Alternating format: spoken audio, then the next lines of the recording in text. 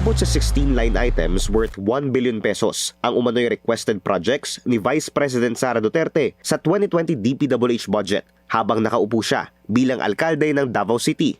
Ayon yan sa tinaguriang DPWH leaks o ang mga dokumentong nakuha ng Billionaire News Channel na nagdedetalye sa mga proponent o sponsor ng mga proyektong inilalatag ng DPWH sa kanilang budget proposals. Bilang paglilinaw, hindi BICAM o budget insertions ang laman ng mga dokumentong ito. Ito ang mga line items para sa DPWH budget proposal na ipinepresenta at pinagtatalunan sa Kongreso bago maging General Appropriations Act o GAA.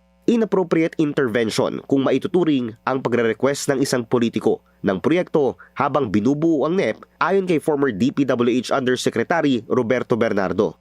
Dahil dapat namang galing ang budget proposal sa mga opisyal lamang ng DPWH. Bukod sa ilang anomalous BICAM insertions, dito rin umano nanggagaling ang sistema ng kickback scheme.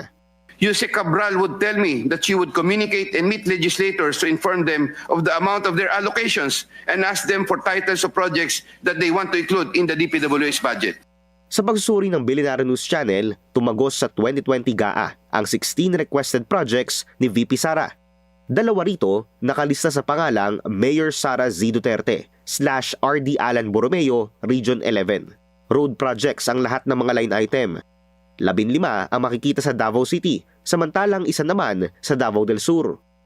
Bukod kay VP Sara, nakita rin namin ang pangalan ng kapatid nito na si Davao City Representative Paulo Duterte. 16 line items din ang umano'y requested ng kongresista na aabot ang halaga sa mahigit 764 million pesos. 40 ng kumpirmadong lumusot sa GAA. Ang 3 million pesos rehabilitation ng isang multipurpose building sa Davao City, nakita naming may kaparehong budget sa 2020 GAA pero completion na ang nakalagay rito at hindi rehabilitation.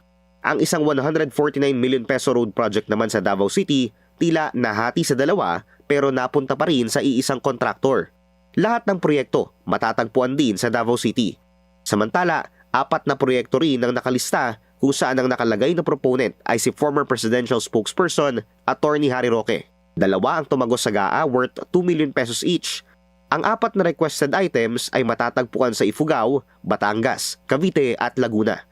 Sinisika pa namin kunin ang panig ng mga Duterte at ni Roque pero wala pa silang tugon sa aming mga mensahe.